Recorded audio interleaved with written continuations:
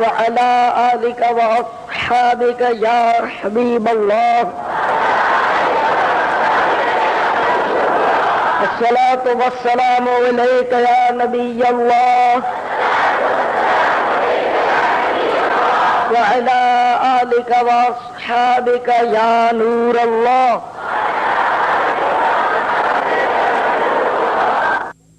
ایک اور بچہ وہ کھڑا رو رہا تھا تو آپ نے اپنے طور پر یہ سوچا کہ شاید یہ بیچارہ کوئی غریب زادہ ہے اور اس کے پاس پیسے نہیں ہوں گے جو اخروٹ اور بادام خرید کر وہ بھی ان کے ساتھ کھیلتا، اور اس غریب کو ان بچوں نے ساتھ نہیں کھیلنے دیا ہوگا، الگ کر دیا ہوگا، اس لیے یہ رو رہا ہے. اسی طرح اپنے ذہن میں سوچ کر آپ آگے بڑھے اور اس رونے والے بچے کے سر پر دست شفقت پھیرتے ہوئے فرمایا، بیٹا معلوم ہوتا ہے کہ تیرے پاس پیسے نہیں ہیں، اخروٹ اور بادام تو نہیں خرید سکا، اس لیے تو رو رہا ہے. آ میرے بچے، میں تجھے اخروٹ اور بادام خرید کر دوں گا، تو بھی ان کے ساتھ کھیلنا. یہ سنتے ہی اس بچے نے سر اٹھایا اور ایک دم سے وہ بول پڑا، اے نادان، یہ تو کیا کہہ رہا ہے؟ کیا ہم کھیلنے کے لیے پیدا ہوئے ہیں؟ حضرت بہلول دانا رحمت اللہ نے چونک پڑے کہ یہ بچہ کیا کہہ رہا ہے. آپ نے فرمایا، بیٹا پھر ہم کس لیے پیدا ہوئے ہیں؟ بچہ بولا کہ ہم علم دین حاصل کرنے کے لیے پیدا ہوئے، ہم اللہ کی عبادت کرنے کے لیے پیدا ہوئے ہیں، نہ کہ کھیل کود کے لیے، تماشے کے لیے. آپ بہت حیران ہوئے اور آپ نے سوچا یہ بچہ بہت دانا معلوم ہوتا ہے، میں سمجھنے میں بھول کر گیا ہوں. آپ نے فرمایا، بیٹے یہ سب تجھے کس طرح معلوم ہوا؟ تو اس نے کہا کہ تو نے یہ نہیں پڑھا قرآن عظیم میں، أَفَحَسِبْتُمْ أَنَّمَا خَلَقْنَاكُمْ عَبَثًا وَأَنَّكُمْ إِلَيْنَا لَا تُرْجَعُونَ؟ کیا تمہارا یہ خیال ہے کہ ہم نے تمہیں ایسے ہی بیکار بنا دیا؟ کیا تم ہماری طرف پھر کر نہیں آؤ گے؟ یعنی یہ آیت مقدسہ سورہ مؤمنون کی مطلب آخری رکوع کی مطلب یہ آیت ہے، أَفَحَسِبْتُمْ أَنَّمَا خَلَقْنَاكُمْ عَبَثًا، کیا تم یہ سمجھ بیٹھے ہو کہ ہم نے دنیا میں تمہیں یوں ہی بیکار فضول بھیج دیا؟ وَأَنَّكُمْ إِلَيْنَا لَا تُرْجَعُونَ، کیا اور تم کو ہماری طرف پھرنا نہیں، لوٹ کر آنا نہیں ہے؟ بڑے حیران ہوئے کہ یہ اتنا سا بچہ، بڑے بڑوں کو قرآن کی یہ آیتیں معلوم نہیں ہوتی، وہ یہی سمجھتے کہ ہم دنیا میں اسی لیے آئے، کھاؤ پیو جان بناؤ، خوب مال کماؤ، خوب بینک بیلنس بناؤ ہماری آج کی اصطلاح میں. اور یہ بچہ اتنی دانائی اور حکمت بھری بات کر رہا ہے اور صحیح بات کر رہا ہے کہ ہمیں اس لیے بھیجا ہی نہیں گیا دنیا میں کہ ہم صرف مطلب کھائیں اور کمائیں یا کمائیں اور کھائیں، بلکہ اللہ تعالیٰ نے تو ہمیں کسی اور مقصد کے لیے بھیجا. جیسے کہ ایک اور جگہ ارشاد فرمایا، خلق الموت والحیات لیبلوکم ایکم احسن عملا، ہم نے موت اور زندگی کو اس لیے بنایا تاکہ تمہاری جانچ کریں کہ تم میں سے کون اچھے عمل کرتا ہے. آپ بڑے متاثر ہو. آپ نے بولا، بیٹا تو بہت سمجھدار اور دانا معلوم ہوتا ہے، تو مجھے کچھ نصیحت کر. تو اس بچے نے 4 عربی کے اشعار پڑھے، 4 اشعار. اس کا کچھ خلاصہ یوں ہے، میں دیکھ رہا ہوں کہ دنیا بڑی تیزی کے ساتھ اپنی منزل کی طرف بڑی چلی جا رہی ہے.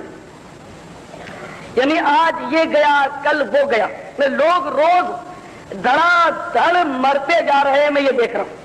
کسی کو یہاں ثبات نہیں، کوئی یہاں مستقل ٹھہرتا ہوا نظر نہیں آ رہا. نہ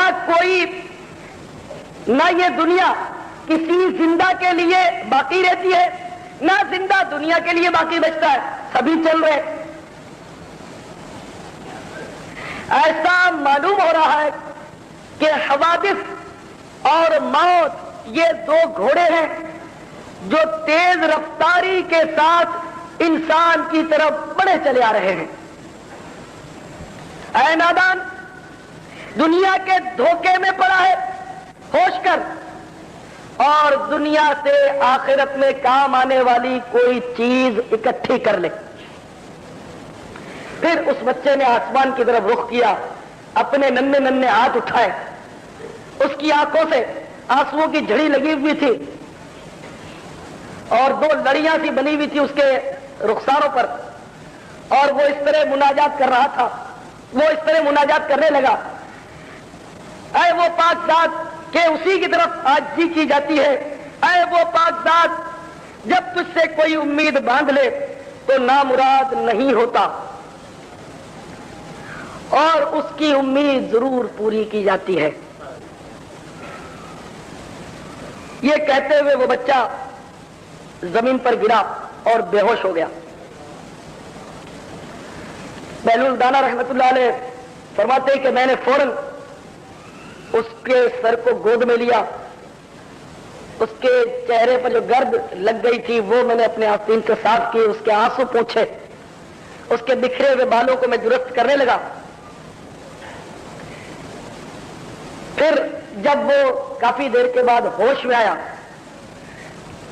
تو میں نے اس سے پوچھا، بیٹا تجھے اتنا اللہ کا خوف ہے؟ ابھی تو بہت چھوٹا ہے، تیرے گناہ ابھی تو لکھے بھی نہیں جا رہے ہوں گے، تو نابالغ ہے، آخر اتنا تو اللہ سے کیسے ڈرنے لگا ہے؟ تو اس بچے نے کہا، اے بہلول دور ہٹ جا، میں نے اپنے گھر میں یہ دیکھا ہے کہ جب کبھی میری ماں چولہا جلاتی ہے تو بڑی لکڑیوں کو جلانے کے لیے پہلے چھوٹی چھوٹی چھپٹیاں، چھوٹی چھوٹی لکڑیاں اس کے گرد چن لیتی ہے اور پھر وہ آگ روشن کرتی ہے۔ ابتداً چھوٹی لکڑیوں میں آگ لگتی ہے، پھر جب چھوٹی لکڑیاں سلگنے لگتی ہیں تو بڑی لکڑی بھی جل اٹھتی ہے۔ اے بہلول میں اس بات سے ڈرتا ہوں کہ کل بروز قیامت بڑے بڑے کافروں کو جہنم کی آگ میں جھونکا جائے گا، مجھے خوف ہے کہ کہیں ایسا نہ ہو کہ ان بڑے بڑے کافروں کو آگ نہ لگے اور اللہ تعالیٰ مجھ جیسے چھوٹوں کو اس لیے جہنم میں ڈال دے کہ ہماری وجہ سے پھر وہ بڑے کافر بھی آگ کی لپیٹ میں آ جائے۔ حضرت بہلول فرماتے میں اور بھی متاثر ہوا اس سے، اور میں نے کہا بیٹے مجھے کوئی مختصر سی نصیحت کر۔ پھر اس نے عربی میں 14 اشعار پڑھے، اس کا کچھ خلاصہ یوں ہے، میں غفلت کی نیند سو رہا ہوں جبکہ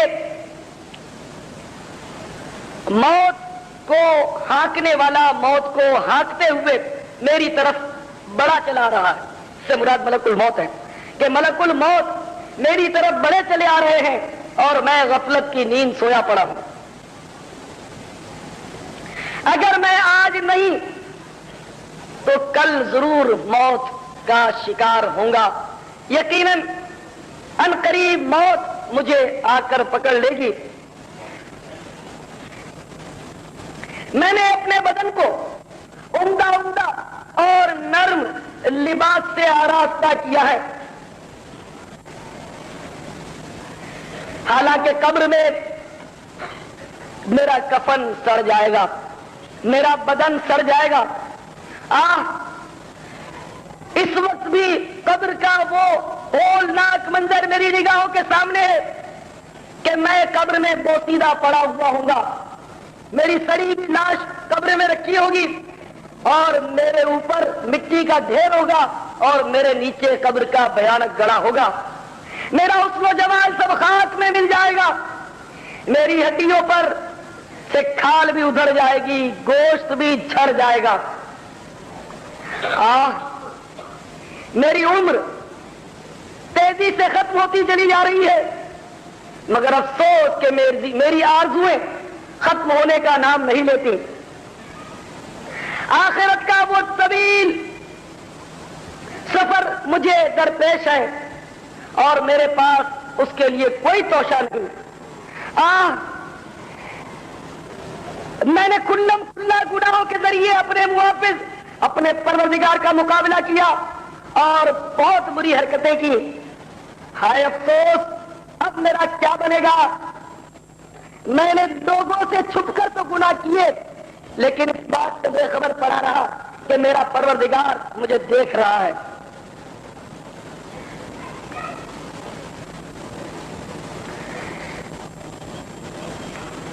میں نے لوگوں سے گناہوں کو چھپا دیا اور اپنے گناہوں پر پردہ کیا. میں پردہ ڈالنے میں کامیاب بھی ہوا. لوگ خوش فہمی میں رہے کہ میں نیک ہوں، لیکن افسوس میرے گناہ میرے پروردگار پر آشکار ہیں. اگر کل قیامت میں مالک حقیقی کے سامنے مجھے پیش کیا گیا اس حالت میں کہ میرے گناہ لوگوں پر ظاہر کر دیے گئے، تو اس وقت میرا کیا بنے گا؟ اس میں کوئی شک نہیں کہ مجھے اس کا خوف ضرور تھا. میں اسی کی رحمت کے بھروسے پر رہا. اس کے سوا کون ہے جو مجھے معافی دے؟ بے شک تمام تعریف اسی کے لیے ہے. اگر موت کے بعد گلنے سڑنے کے سوا کوئی دوسری آفت نہ بھی ہوتی اور میرے رب کی طرف سے جنت کا وعدہ اور دوزخ کی وعید نہ بھی ہوتی، تب بھی موت اور جسم کے سڑنے گلنے میں ہی کافی تنبیہ اور نصیحت موجود ہے. میں اگر موت اور اپنے جسم کے سڑنے کو ہی پیش نظر رکھتا، جب بھی میں کھیل تماشوں سے بچ سکتا کہ میں اس دنیا میں اگر کھیلوں گا، گلچرے اڑاؤں گا، تو کب تک آخر کار موت آئے گی اور مجھے قبر میں سلا دے گی اور میرا جسم جو ہے وہ سڑ جائے گا. مگر افسوس ہماری عقل بہر مار گئی ہے کہ کسی بات سے عبرت حاصل نہیں ہوتی. کاش گناہوں کو بخشنے والا مجھے بخش دے. جب کسی غلام سے لغزش ہو جاتی ہے تو آقا ہی اسے معاف کرتا ہے.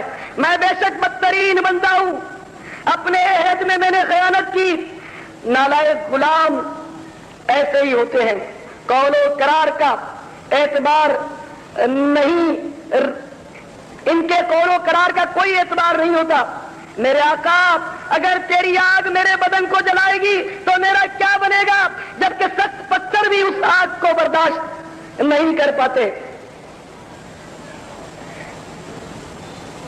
میں موت کے وقت بھی تنے تنہا قبر میں بھی اکیلا جاؤں گا، اکیلا ہی اٹھوں گا. اے وہ پاک ذات جو اکیلی ہے، وحدہ لا شریک ہے، مجھ اکیلے پر رحم فرما جو بالکل تنہا رہ گیا ہے. حضرت بہلول دانا رحمت اللہ تعالی نے جب اس لڑکے کے پرسوز اشعار سنے تو آپ پر رقت طاری ہوئی اور آپ دھڑام سے زمین پر گرے اور بے ہوش ہو گئے. کافی دیر کے بعد جب ہوش آیا تو وہ بچہ جا چکا تھا. قریب ہی جو بچے کھیل رہے تھے ان سے اس کے بارے میں آپ نے استفسار کیا کہ یہ بچہ کون تھا. ان لڑکوں نے حیرت سے پوچھا کہ آپ اجنبی معلوم ہوتے ہیں، آپ کو نہیں معلوم یہ بچہ کون ہے؟ یہ سیدنا امام علی مقام امام حسین رضی اللہ تعالیٰ عنہ کی اولاد میں سے ہے. یہ آل رسول ہے، یہ سید دادا ہے اور یہ بہت اونچے مقام پر پہنچا ہوا ہے. آپ نے فرمایا میں بھی سوچ رہا تھا کہ یہ کسی اونچے ہی باغ کا پھل ہے.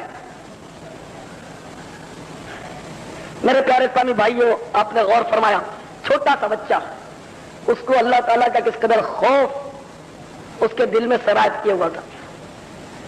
اور بدقسمتی سے آج ماحول کس قدر بگڑا ہوا ہے. آج ہمیں ذرہ برابر اللہ تعالیٰ سے ڈر لگتا ہی نہیں. اللہ تعالیٰ نے حالانکہ فرمایا وَإِيَّايَ فَارْهَبُونَ، اور مجھ ہی سے ڈرو، لیکن بدقسمتی سے ہم اللہ سے نہیں ڈرتے. اور صحیح بات یہ کہ صرف اللہ سے نہیں ڈرتے، باقی سزا کے طور پر اب ہم ہر شے سے ڈرتے ہیں. اب ہم چونکہ اللہ سے نہیں ڈرتے اس لیے ہر شے سے ڈرتے، ہر چیز سے ڈرتے. یہاں تک کہ ہم اندھیرے تک سے ڈرتے ہیں، چوہے سے ڈرتے ہیں، بلی سے ڈرتے ہیں، کتے کے بھونکنے سے ڈرتے ہیں، ہر چیز سے ڈرتے ہیں، اس لیے کہ ہم اللہ سے نہیں ڈرتے. بدقسمتی سے اگر ہم اللہ سے ڈرتے ہوتے، صحیح معنوں میں خوف خدا ہمارے دلوں میں جاگزین ہو جاتا تو کیا ہماری کوئی نماز قضا ہو سکتی تھی؟ کیا کبھی ہماری زبان سے جھوٹ نکل سکتا؟ کیا کبھی ہم گالی بک سکتے؟ غیبت ہم سے سرزد ہوتی؟ ہم کسی کا حق تلف کر سکتے؟ ہم کسی پر ظلم کر سکتے؟ حرام روزی کما سکتے؟ ہرگز نہیں۔ حقیقت یہ ہے کہ خوف خدا سے ہمارے دل خالی ہو گئے۔ پہلے کے بزرگ جو ہوتے تھے وہ کس قدر اللہ سے ڈرتے ہوتے تھے اور ہر بات میں انہیں اللہ کے خوف کے پہلو مل جاتے تھے۔ چنانچہ ایک بزرگ کا واقعہ لکھا ہے کہ شب جمعرات، انہیں بدھ کو رات کو، ان کا چھوٹا جو بچہ تھا، چھوٹا انہیں اتنا چھوٹا نہیں جو دودھ پیتا ہو، صحیح تھا، مطلب وہ بڑا بے قرار تھا اور رو رہا تھا اور ہائے ہائے کر رہا تھا۔ ان کا دل شفقت سے بھر آیا، کہا بیٹے کیا بات ہے، سو نہیں رہے، رو کیوں رہے ہو؟ اور یہ آہیں کیسی ہے؟ کیا کہیں پیٹ وغیرہ میں درد ہو رہا ہے، کوئی تکلیف پہنچ رہی ہے، طبیعت صحیح نہیں ہے؟ تو اس نے روتے ہوئے کہا ابا جان مجھے درد تو کہیں نہیں ہو رہا، مگر مجھے یہ غم چین نہیں لینے دے رہا کہ آج شب جمعرات ہے، کل جمعرات ہے، ہفتے کا آخری دن ہے، پھر جمعے کو چھٹی ہوتی ہے، کل جمعرات ہے اور جمعرات کو ہمارے استاد صاحب پورے ہفتے کا سبق سنتے ہیں، اور مجھے یہ خوف کھائے جا رہا ہے کہ کل اگر میں اپنے استاد کو سبق نہیں سنا سکا تو استاد صاحب میری بہت پٹائی لگائیں گے اور مجھے چھڑیاں ماریں گے، اور اسی خوف سے ابا جان میری نیند اڑی جا رہی۔ وہ بزرگ جو تھے انہوں نے اس میں سے نصیحت پکڑی اپنے لیے، وہ مت ارے اس بچے کو اپنے استاد کا اتنا خوف ہے اور مجھ گناہگار کو پروردگار کا کوئی خوف ہی نہیں۔ یہ 8 دن کے حساب کتاب سے ڈر رہا ہے کہ 8 دن کے اسباق اگر نہیں سنا سکوں گا تو استاد پٹائی لگائے گا اور میں پوری عمر کے حساب سے غافل ہوں۔ کل قیامت کا روز ہوگا، سورج 1.25 میل پر ہوگا، زمین تانبے کی ہوگی اور لوگ پسینے میں ڈبکیاں کھا رہے ہوں گے، پیاس سے زبان لٹک رہی ہوگی۔ ایسے میں ثم لتسألن یومئذ عن النعیم، پھر کچھ سے ہر نعمت کے بارے میں سوال ہوگا۔ میں اس قیامت کے ہولدار حساب کتاب سے بے خبر ہوں۔ یہ بچہ صرف 1 ہفتے کے استاد کے اسباق نہ سنا سکنے کے خوف کی وجہ سے، ہو سکتا ہے سنائی دے لیکن اس خوف کی وجہ سے اس کی نیند اڑ گئی، یہ رو رہا ہے اور افسوس کہ مجھے اتنا طویل اور شدید و مدید حساب دینا ہے اور پھر بھی میں گھوڑے بیچ کے رات کو سو جاتا ہوں۔ میرے بھائیو سوچو، اتنا بڑا حساب دینے کے باوجود ہمیں ایسی گہری نیند آتی ہے کہ ہماری فجر تک نکل جاتی ہے۔ آپ سوچئے، اور واقعی ہم دیکھیے آج اسکول، کالج، یونیورسٹی کی تعلیم اور اس کے حساب کتاب، اس کے امتحان کی اتنی فکر ہے، لوگ کہہ رہے ہیں کہ امتحان سر پر ہے، امتحان سر پر ہے۔ بھائی کب امتحان ہے؟ وہی مارچ میں میٹرک کا امتحان میرے مارچ کی 25 تاریخ کو ہو رہا ہے، مارچ کی 25 شاید، پتہ نہیں تاریخ بڑھ بھی سکتی ہے۔ کراچی کا تو جیسے موسم کا بھروسہ نہیں ہے، کبھی بارش آتی ہے، کبھی سردی ہوتی ہے، کبھی گرمی، کراچی کے موسم کا بھروسہ نہیں، اسی طرح اب کراچی کے حالات کا بھی بھروسہ نہیں ہے، کب ہنگامے میں کھڑے ہو جائے، 2-4 مہینے آپ کا امتحان لیٹ ہو جائے۔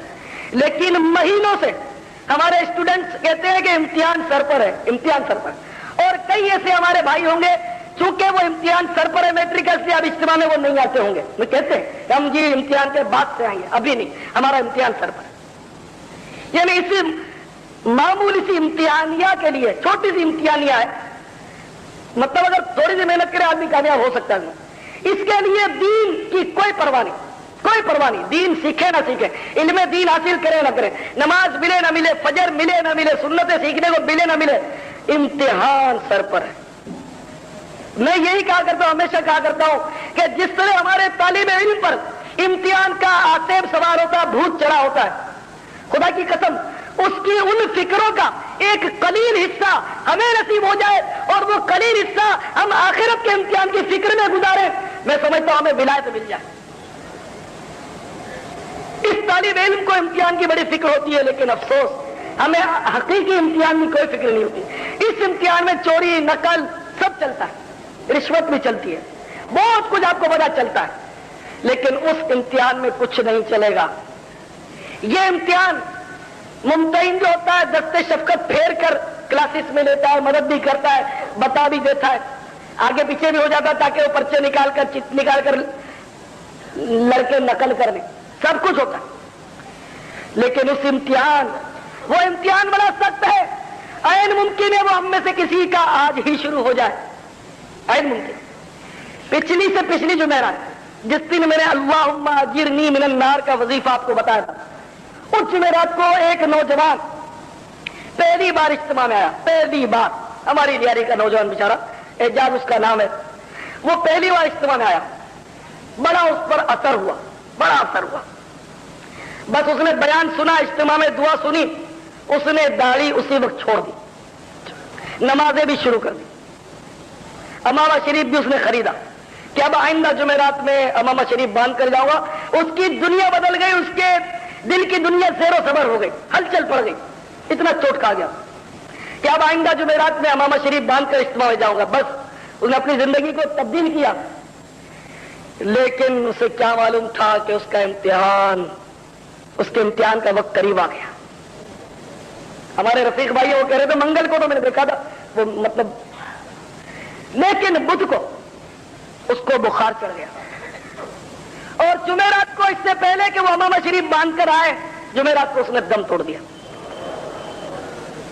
ایک جمعرات اس کے نصیب میں لکھی تھی، اس نے وہ اجتماع اٹینڈ کر لیا، داڑھی شریف کی سنت نصیب ہو گئی، امامہ شریف خرید لیا، انشاءاللہ اس کا ثواب بھی جاری ہو گیا، نمازیں اس نے شروع کر دی، گناہ سے گویا توبہ کر لی، بالکل وہ مطلب بدل گیا، اور دیکھیے اس کی موت آ گئی۔ ورنہ یہ کہنا پڑتا کہ جمعرات کو اجتماع کی، اس کو دعوت دی، وہ نہیں آیا، وی سی آر پر اس نے فلم دیکھی اور بدھ کو بخار آیا، جمعرات کو مر گیا، ورنہ شاید یہ کہنا پڑتا۔ لیکن الحمدللہ یہ کہا کہ اجتماع میں آیا، اور اس اجتماع کی برکت سے دیکھنے والے لڑکوں نے دیکھا کہ اس نوجوان کا چہرہ ایسے چمک رہا تھا جیسے 14ویں کا چاند۔ ایک اجتماع میں شرکت کی برکت سے اس کی تقدیر میں انقلاب برپا ہو۔ اور آپ کہتے کہ ہم امتحان کے بعد اجتماع میں آئیں گے، ارے بھائی اس امتحان سے پہلے قبر کا امتحان کہیں شروع نہ ہو جائے۔ اس کی تاریخ تو 25 مارچ کو آتے آئے گی، مہینہ 2 مہینہ لیٹ ہونا کراچی کے امتحان کے لیے کوئی بڑی بات نہیں، ابھی 2-4 پتھر مار دیں گے تو ہمارے طلبا تو وہ امتحان آپ کا لیٹ ہو جائے، اس کا کوئی بھروسہ نہیں۔ اللہ ہمیں عقل سلیم عطا فرمائے، کیونکہ ہماری حالت اب بہت بری ہو گئی میرے بھائیوں، شیطان نے ہمیں نسلی فسادات میں الجھا کر اپنا الو سیدھا کر لیا۔ ہر طرف مورچہ بندی ہے، پنجابی، پٹھان، مہاجر، سندھی، بلوچ، پتہ نہیں کیا ہوگا۔ ہم عربی آقا کے غلام ہو کر یہ نسلی فسادات میں کیسے پڑ گئے، کس نے ڈال دیا، اور اب کیسے اس دلدل سے نکلیں گے ہم سمجھ نہیں آتی۔ اللہ تعالیٰ ہمارے حال زار پر رحم فرمائے۔ ہمارا کیا بنے گا میرے بھائیوں؟ نہ ہمیں قبر میں یہ پوچھیں گے کہ تم پٹھان تھے یا پنجابی تھے یا مہاجر تھے یا اردو بولتے تھے یا پنجابی اسپیکنگ تھے یا تم مطلب کیا کرتے تھے، یہ نہیں بولیں گے۔ ہماری نسل کے بارے میں سوال نہیں ہوگا میرے بھائیوں، قبر کا پرچہ آؤٹ ہو گیا، یہ پتا ہے کہ یہ سوال نہیں ہوگا کنفرم۔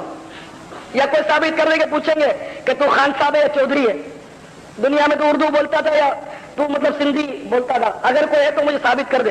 کہ قبر میں یہ پوچھیں گے، قبر کا پیپر آؤٹ ہو گیا، دنیا کا پیپر جب آؤٹ ہوتا ہے طلبا خوش ہو جاتے ہیں، بہت خوش ہو جاتے ہیں، اور بڑی محنت کرتے ہیں، پھر بھی یہ خوف ہوتا ہے کہ آخر وقت میں یہ پیپر کہیں مطلب کینسل نہ ہو جائے، اس لیے مزید بھی ان کی تیاری ہوتی ہے۔ لیکن قبر کا پیپر آؤٹ ہے اور نہیں تبدیل نہیں ہوگا، وہ تبدیل بھی نہیں ہوگا، بالکل کنفرم آؤٹ ہے۔ قبر میں یہ سوال ہوگا من ربوں کا، تیرا رب کون ہے؟ پیار سے نہیں پوچھا جائے گا، ہاتھ پھرا کر نہیں پوچھا جائے گا، سہلا کر بہلا کر نہیں پوچھا جائے گا۔ حدیثوں میں آتا ہے کہ 2 خوفناک شکلوں والے فرشتے اپنے لمبے لمبے دانتوں سے قبر کی دیوار کو چیرتے ہوئے آئیں گے، ان کی آنکھوں سے آگ کے شعلے نکل رہے ہوں گے، کالے کالے لمبے لمبے بال ان کے پیروں تک لٹک رہے ہوں گے، اور مردے کو وہ پیار سے نہیں جھلک کر اٹھا کر بٹھائیں گے اور نہایتی کرخت لہجے میں سوال کریں گے من ربوں کا، تیرا رب کون ہے؟ یہ نہیں پوچھیں گے کہ تیری نسل کیا ہے، تیرا رب کون ہے؟ ماں دینوں کا، تیرا دین کیا ہے؟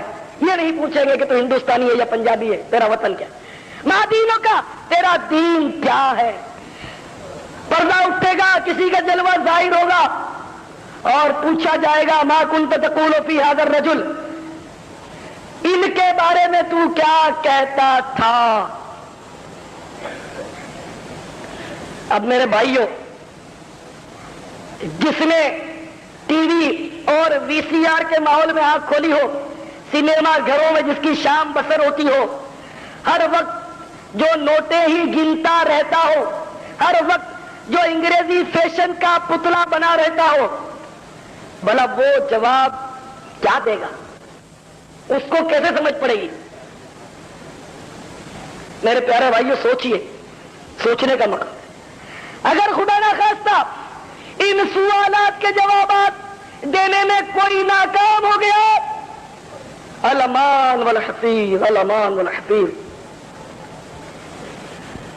جو قبر کے سوالات کے جوابات نہیں دے پائے گا وہ کہے گا حیات لا ادری، ہائے افسوس مجھے کچھ معلوم نہیں۔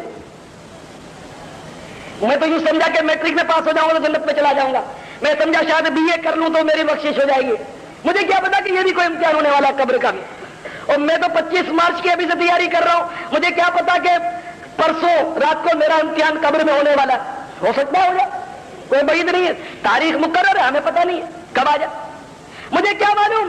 اگر نعوذ باللہ من ذالک جو بدبخت ایمان برباد کر بیٹھا تو وہ قبر میں سوالات کے جوابات نہیں دے پائے گا، جنت کی کھڑکی قبر میں کھلے گی، مون بند ہو جائے گی، کھلتے ہی فوراً بند ہو جائے گی، پھر جہنم کی کھڑکی کھل جائے گی جس سے یہ ایک دم تڑپ جائے گا، اور اس سے کہا جائے گا کہ اگر تو نے سوالات کے جوابات دیے ہوتے تو تیرے لیے یہ کھڑکی تھی جنت کی جو پہلے کھلی تھی، وہ کھڑکی، اب یہ جہنم کی کھڑکی کو کوئی معمولی نہ سمجھے، جہنم اتنی شدید ہے کہ میرے پیارے آقا مدنی مصطفیٰ صلی اللہ تعالی علیہ وسلم کی بارگاہ بے کس پناہ میں جبریل امین علیہ السلام حاضر ہوئے، عرض کیا یا رسول اللہ، رب العزت کے عزت و جلال کی قسم اگر پروردگار جہنم کو سوئی کے ناکے کے برابر کھول دے تو اس کی تپش، اس کی گرمی اور اس کی بدبو کی وجہ سے ساری مخلوق ہلاک ہو جائے، اتنی سخت ترین جہنم۔ اس کی کھڑکی قبر میں جب کھلے گی اس کا کیا، نہ صرف اسی پر اکتفا ہوگا، قبر میں آگ کا بچھونا ہوگا، آگ کا لباس ہوگا، قبر میں آگ سلگ رہی ہوگی، پھر سانپ بھی ہوں گے، بچھو بھی ہوں گے، خوفناک اجدہے یعنی بڑے بڑے سانپ، بڑے بڑے بچھو قبر میں پہنچیں گے میرے پیارے بھائی، کیا اور قبر اس طرح دبائے گی کہ دونوں طرف کی پسلیاں ٹوٹ کر ایک دوسرے میں پیوست ہو جائیں گی۔ اے میرے بھائیوں، تم ضرور میٹرک کا امتحان دو، اللہ تعالیٰ تمہیں اعلیٰ نمبروں پر کامیاب کرے، لیکن خدا کے واسطے قبر کے امتحان کو فراموش مت کرنا، یہاں تمہارا ٹیچر بھی کام نہیں آئے گا، تمہارا پرنسپل بھی کام نہیں آئے گا، ہاں تمہاری ماں بھی کام نہیں آئے گی، تمہارا باپ بھی کام نہیں آئے گا۔ یہ ماں باپ جو سونے سپنے دیکھتے ہیں کہ میرا لال ڈاکٹر بنے گا، میرا بچہ انجینئر بنے گا، یہ سب دیکھتے رہ جائیں گے، اور تیرے یہی لال اٹھانے والے تجھے کفن میں لپیٹ کر اکیلا تنہا گہری قبر میں چھوڑ کر ایسے دوڑ پڑیں گے کہ مڑ کر بھی کوئی نہیں دیکھے گا، کوئی مڑ کر نہیں دیکھے گا، کوئی گل باقی رہے گا، نیک چمن رہ جائے گا، پر رسول اللہ کا دین حسن رہ جائے گا، ہم سفیروں باغ میں ہے کوئی دم کا چہچہا، بلبلیں اڑ جائیں گی، سونا چمن رہ جائے گا۔ میرے پیارے صاحب بھائیوں، اس دنیا کے پیچھے فریفتہ ہیں ہم، اس دنیا کا آئیے قرآن عظیم میں جو تذکرہ ہے وہ پڑھیں۔ اللہ تبارک و تعالی ارشاد فرماتا ہے وَمَا هَٰذِهِ الْحَيَاةُ الدُّنْيَا إِلَّا لَهْوٌ وَلَعِبٌ وَإِنَّ الدَّارَ الْآخِرَةَ لَهِيَ الْحَيَوَانُ لَوْ كَانُوا يَعْلَمُونَ، اور یہ دنیا کی زندگی تو نہیں مگر کھیل کود، اور بے شک آخرت کا گھر ضرور وہی سچی زندگی ہے، کیا اچھا تھا اگر جانتے۔ اس دنیاوی زندگی کو اللہ تبارک و تعالی کھیل کود سے تعبیر فرما رہے ہیں۔ کھیل کود میں وقت آپ کو پتا ہے فوراً صرف ہو جاتا ہے، بدنصیب لوگ اگرچہ روزہ بھی رکھتے ہیں نا تو تاش کی گڈی اس لیے لے کر بیٹھتے ہیں، شطرنج بچھا کر اس لیے بیٹھ جاتے ہیں کہ یہ کھیل میں جلدی جلدی ٹائم پاس ہو جائے، روزہ جو بہت بڑی آفت تھی وہ ٹل جائے، معاذ اللہ ٹائم پاس ہو جائے، ورنہ ٹائم رک جاتا ہے۔ تو اس لیے لوگ مطلب لہو و لعب، کھیل کود اور تماشوں کا سہارا لیتے ہیں، ٹیپ ریکارڈر لے کر اس لیے بیٹھتے ہیں کہ فلمی گیت سنیں گے تو ٹائم پاس ہو جائے گا، فلم اس لیے دیکھتے ہیں کہ جلدی جلدی وقت پاس ہو جائے۔ اے نادان، تو جلدی جلدی وقت تو پاس کر رہا ہے لیکن تجھے اتنا احساس نہیں کہ تیرا ہر وہ سانس جو ایک بار تو نے خارج کر دیا اب دنیا کی کسی قیمت میں بھی وہ پلٹ کر نہیں آ سکتا۔ तेरा एक एक सांस मौत की तरफ एक एक कदम है। उम्र बढ़ती नहीं जा रही। तू समझता है कि अब मैं 20 साल का हो गया, बड़ा हो गया? नहीं, खुदा की कसम, तेरी उम्र में से 20 साल कम हो चुके। अगर तुझे 40 साल की जिंदगी मिली थी तो 20 साल तूने गुजार दिए, अब फकत 20 साल। आप गौर कीजिए, अगर 40 साल की जिंदगी मिल भी गई तो 1/3, 1/3 हिस्सा तो नींद में गुजर जाता। 24 घंटे में उमूमन 8 घंटे एवरेज अगर लगा औसतन तो लोग सोते हैं, तो 1/3 तो सोने में गुजर जाता है, बाकी दुनिया के धंधों में फिक्रों में गुजर जाता है। और वक्त इस तरह गुजर रहा है, इस तरह गुजर रहा है। एक जुमेरात आती है, फौरन दूसरी जुमेरात आके खड़ी हो जाती, जुम्मा आ जाता, पीर आ जाता। इस तरह मतलब तेजी से। एक रमजान अभी पिछले दिनों तो गया था, अब 2 महीने के बाद फिर गया आया रमजान का महीना। हम खुश होते हैं कि जल्दी जल्दी रमजान आ जाए, जल्दी जल्दी मजा आएगा। मजा यकीनन आएगा, लेकिन ये जल्दी रमजान आ जाएगा। आप चाहते हैं कि 2 महीने हम सोए पड़े रहे और रमजान शरीफ में आंख खुले हमारी, हमको मजा आएगा। खूब क्रिकेट के मैच होंगे, टूर्नामेंट होंगे रोडों पर, तो मजा आएगा। अरे मजा के लूटने वालों, ये तो सोचो कि अगर ये 2 महीने जल्दी भी गुजर गए, तुम्हारी जिंदगी में से ये 2 महीने लेस हो जाएंगे। और तुम्हें क्या मालूम कि तुम्हारी मौत रमजान से पहले आ जाए। मेरे भाइयों, हमारी उम्रें तो बहुत करीब है। बड़ी बड़ी उम्रें जिन्होंने गुजारी वो भी इस दुनिया से चले गए। जिन्होंने बड़ी बड़ी उम्रें गुजारी वो भी चले गए। अब वो सर पर चाड़ रहे होंगे कि हाय, हमने क्यों अच्छे अमल नहीं किए। हजरत सैयदना दानियाल अला नबीना वालेकुम वस्सलाम किसी जंगल से गुजर फरमा रहे थे। आपकी नजर एक गुंबद पर पड़ी। इतने में आतिफ गैबी ने निदा की, ऐ दानियाल इधर आ। आप गुंबद शरीफ के करीब गए और अंदर दाखिल हो गए। ये देखकर हैरान हो गए कि इस जंगल बयाबान में ये गुंबद कैसा और अंदर ये आलीशान और उम्दा मकान कैसा। बहुत उम्दा और आलीशान वो बंगला था, मकान था। आप इसी तजस्सुस में आगे बढ़े तो ये देखकर हैरान और शशदर रह गए कि एक बहुत बड़ा तख्त बिछा है और उस पर एक बहुत ही अजीमुल जुस्सा शख्स की लाश रखी हुई, बहुत बड़ी लाश। आप ठिठक कर खड़े हो गए। इतने में फिर निदा आई, ऐ दानियाल ऊपर चढ़कर देखो। आप उस तख्त पर चढ़े और भी मुताज्जिब हुए कि उस बड़ी लाश के पहलू में एक बहुत लंबी चौड़ी तलवार रखी हुई थी और उस तलवार पर कुछ इस तरह का मजमून कुंदा था। इस तरह का मजमून कुंदा था कि मैं कौम आद का एक बादशाह था, मुझे अल्लाह तबारक व तआला ने 1300 साल की उम्र अता फरमाई। हम सोच भी नहीं सकते, 1300 साल की उम्र अता की। मैंने 12,000 शादियां की, 8,000 मेरी औलाद थी। मेरी सल्तनत बड़ी वसी थी और बेशुमार खजाने मुझे अल्लाह ताला ने अता किए थे। हाय अफसोस के बजाय शुक्र नेमत के, बजाय शुक्राने नेमत के मैं कुफराने नेमत का मुर्तकिब हुआ। मैं फूल गया, मुझे माल मिला, मुझे हुकूमत मिली, मैं फूल गया और मैंने अल्लाह ताला के साथ कुफ्र कर बैठा। और मेरी सरकशी यहां तक बढ़ी कि मैं खुद खुदाई का दावा कर बैठा। अल्लाह तबारक व तआला ने मेरी हिदायत की खातिर अपने एक नबी को मबऊस फरमाया। उस नबी ने बोतेरा मुझे तबलीग फरमाई, बहुत समझाया, लेकिन मैं बाज ना आया। मेरी खरमस्ती दूर न हुई। आखिरकार वो नबी मुझे बद्दुआ देकर तशरीफ ले गए। बस उनकी बद्दुआ का यह असर हुआ कि मेरा मुल्क कैद साली का शिकार हो गया। मेरे मुल्क में बिल्कुल पैदावार बंद हो गई, कोई दाना उगता ही न था। मैंने बाहर मुल्कों में फरामाइन जारी किए। मेरा बड़ा असर रसूख था कि हमें गल्ला भेजो। चुनाचे खूब गल्ला आने लगा,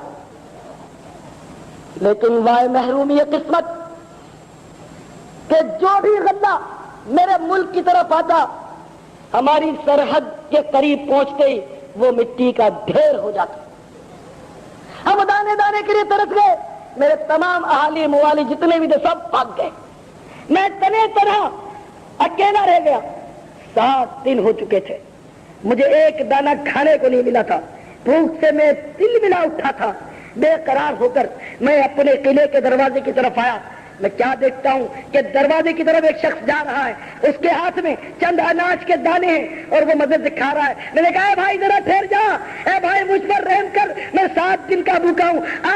میں تجھے بہت بڑا برتن سچے ہیرے اور موتی اور جواہرات کا بھر کے دیتا ہوں, مجھے یہ تیری مٹھی میں چند دانے ہیں اناج کے, وہ دے دے, تیرا بڑا احسان ہوگا. تو وہ شخص اور بھی تیزی سے کھانے لگا. میں کہا میں نہیں دوں گا. یہ کر کے وہ فوراً کھا گیا اور نکل گیا, اور میں حسرت سے ہاتھ ملتا رہ گیا.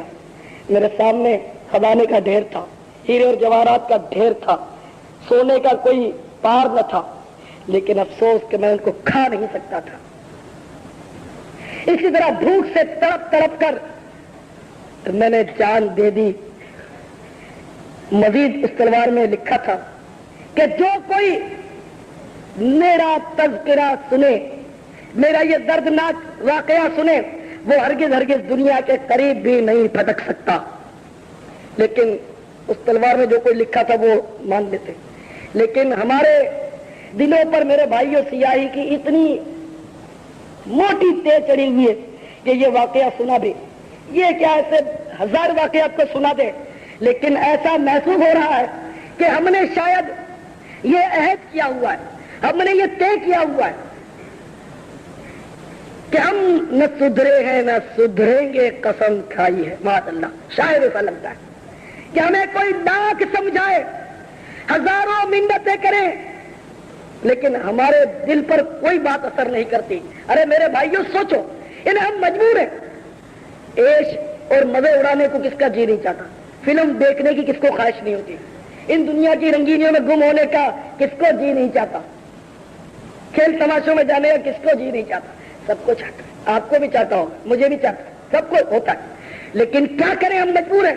اپنا بس نہیں چلتا, موت منہ کھولے ہمارا انتظار کر رہی ہے. ہم کچھ جہاں جی چاہتا ہے کسی دور مقام پر چلے جاؤ جہاں کوئی نہ جانتا ہو, وہاں ذرا فلم دیکھ لیں گے, دل بہل جائے گا, فوراً ملک الموت کا تصور بند ہو جاتا ہے کہ یہ آئے اور وہ آئے, ابھی روح قبض کر لیں گے. ایسا نہ ہو کہ سنیما گھر سے کھینچ کر ہماری لاش نکالی جائے اور لوگ پھٹکار کریں گے, دیکھو یہ ایسا بنتا تھا اور ایسا تھا. اس طرح موت جو ہمیں کچھ کرنے نہیں دیتی. سب کو یہ چاہتا ہے خوب مال بناؤ, خوب دولت اکٹھی کرو, خوب بینک بیلنس ہو, بہترین بنگلہ ہو, چمکیلی کار ہو, لیکن اس کار کو پھر کیا کریں؟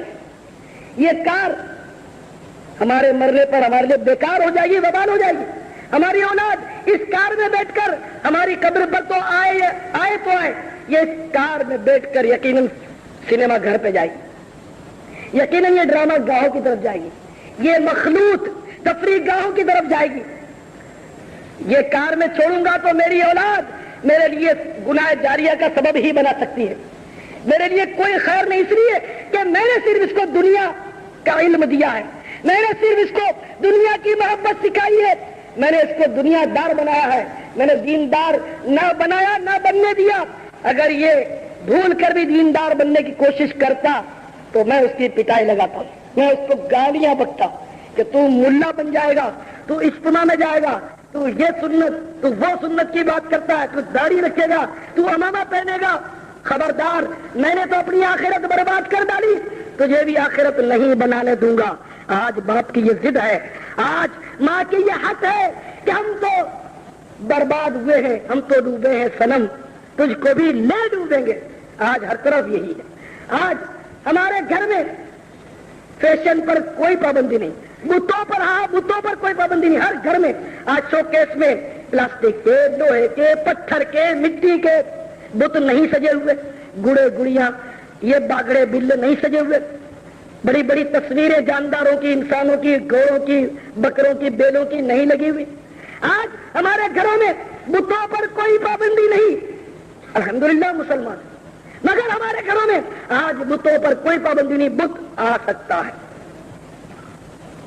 انگریز کی فیشن آ سکتی ہے, وی سی آر آ سکتا ہے, رنگین ٹی وی آ سکتا ہے, انڈیا کی فلم آ سکتی ہے, بلو فلم آ سکتی ہے, سب کچھ آ سکتا ہے.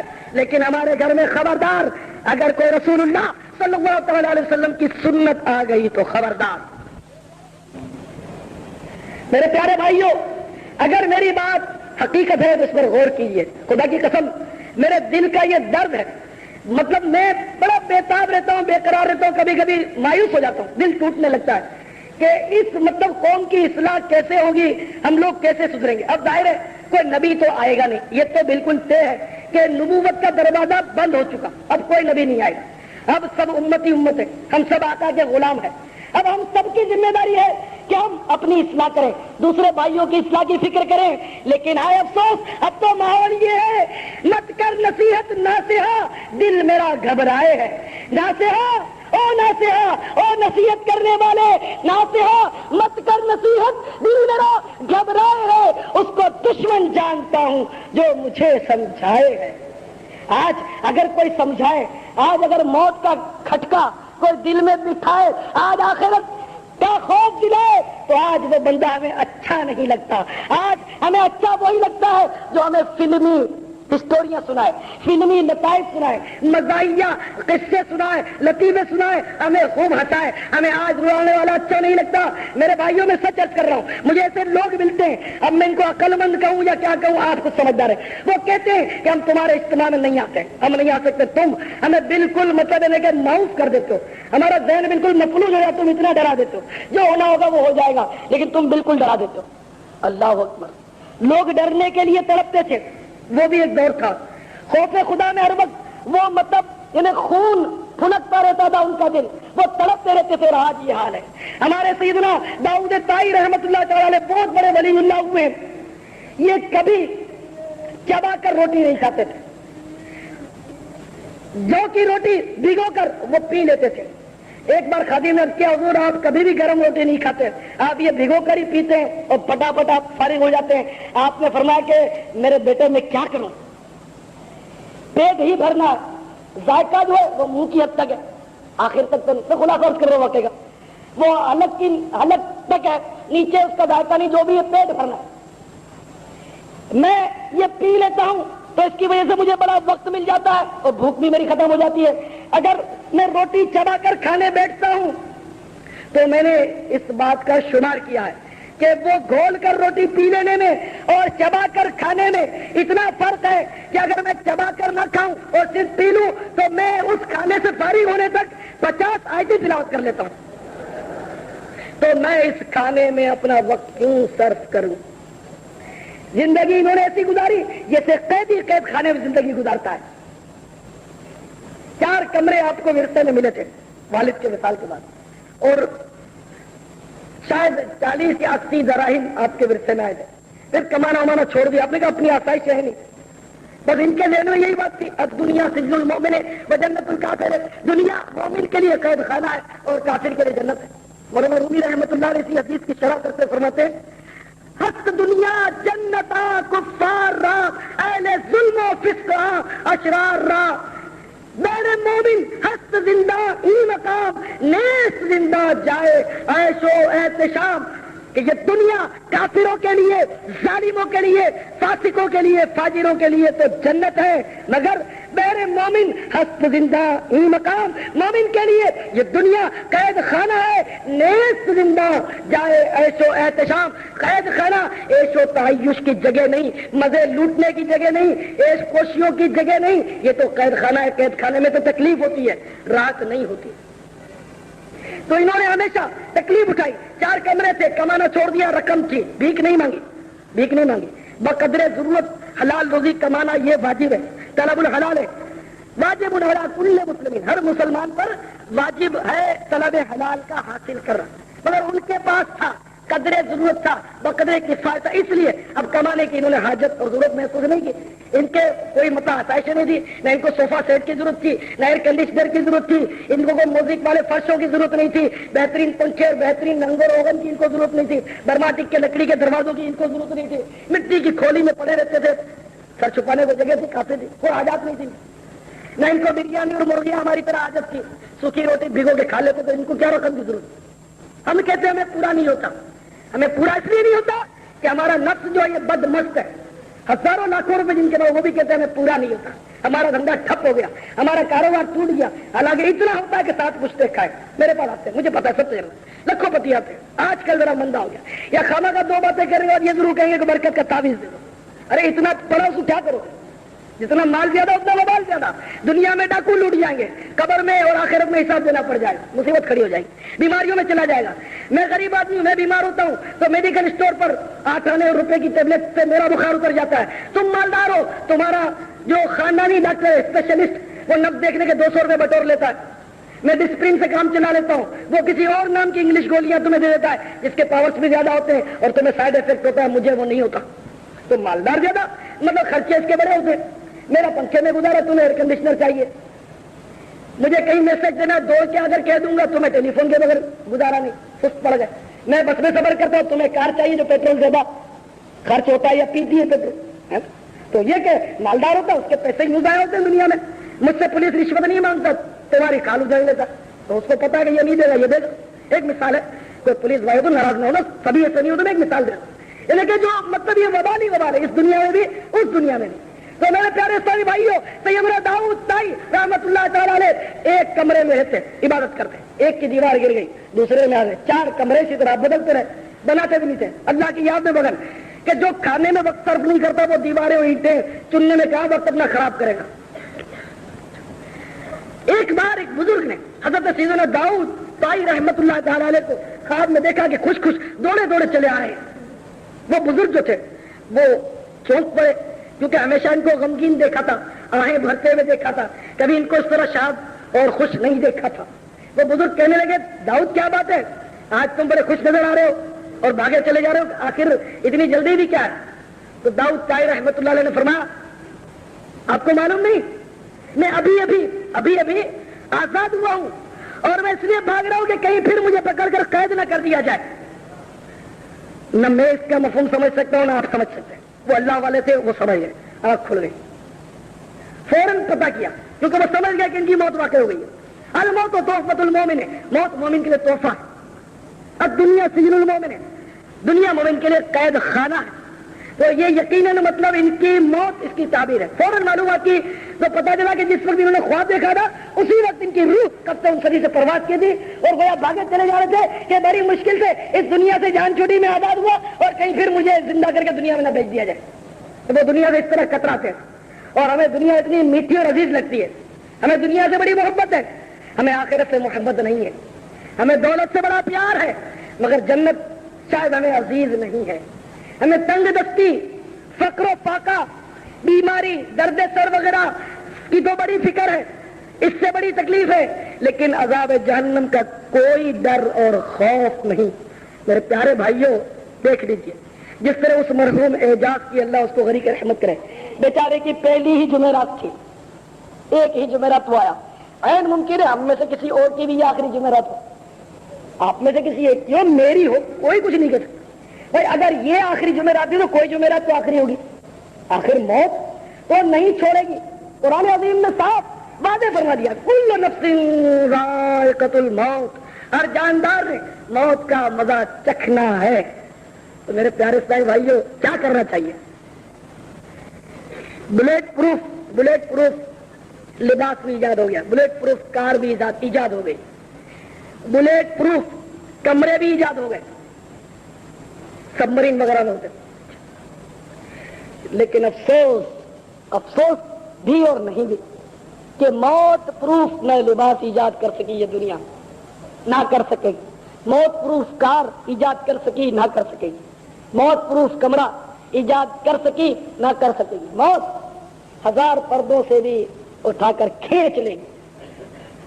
ایک ظالم اپنی زوجہ کے ساتھ تخلیے میں تھا, دروازہ اس کا اچھی طرح بند تھا. کیا دیکھتا ہے کہ ایک شخص کمرے میں آ پہنچا. وہ بڑا حیران ہوا اور بوکھلا کر اس نے کہا کہ دروازے سارے بند, تو اندر آیا کیسے؟ تو آنے والے نے کہا کہ مجھ پر کوئی دروازہ بند نہیں ہوتا, کوئی تالا میرے لیے تالا نہیں ہے, کوئی پردہ میرے لیے پردہ نہیں. میں جب چاہتا ہوں جہاں چاہتا ہوں بحکم خداوندی پہنچ جاتا ہوں. اس ظالم نے جب یہ تبصرہ سنا تو سمجھ گیا اور اس نے ہکلاتے ہوئے گھبرا کر کہا کہ معلوم ہوتا ہے کہ آپ ملک الموت ہیں. تو ملک الموت نے فرمایا کہ ہاں میں ملک الموت ہوں اور تیری روح قبض کرنے کے لیے آیا ہوں. اب وہ ظالم جو تھا اس کو اپنے گناہ یاد ہے, اب بڑا سچ پتایا, ارے مجھے تھوڑی مہلت دے دو, میں کچھ عبادت کر لوں. تھوڑی سی مہلت دے دو، میں اپنے بچوں کو وصیت کر لوں، میں ذرا اپنا سامان درست کر لوں، یہ کر لوں وہ کر لوں۔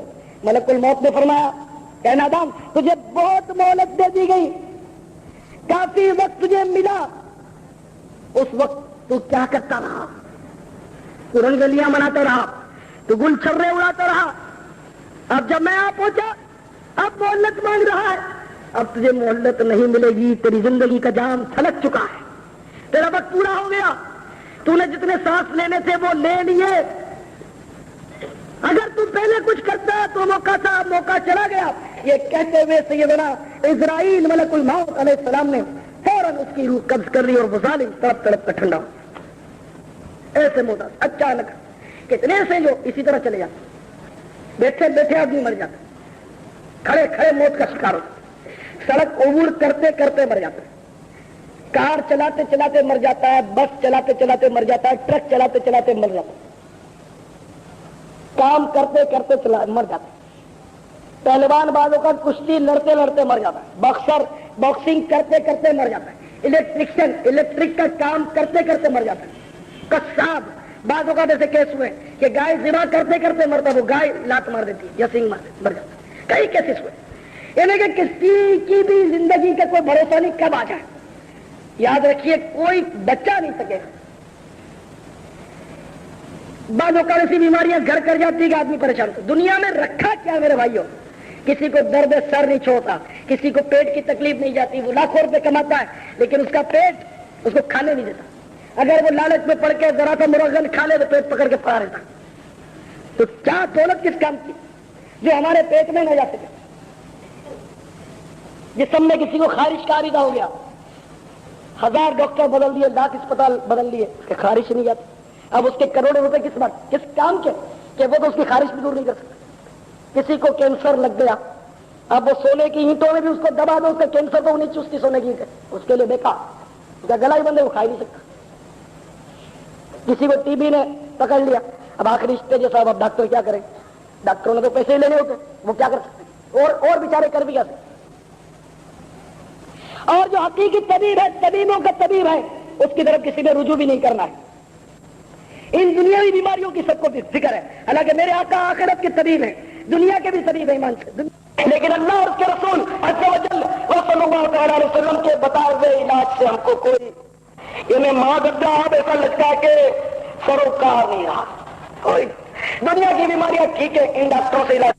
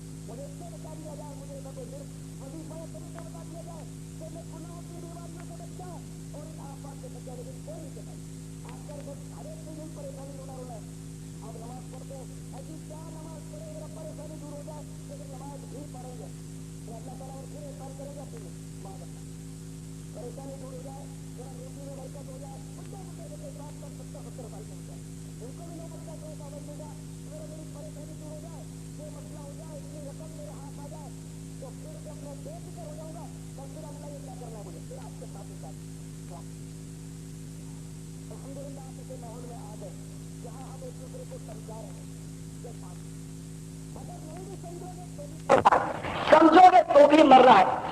موتو قبل ان تموتو، مر جاؤ مرنے سے پہلے۔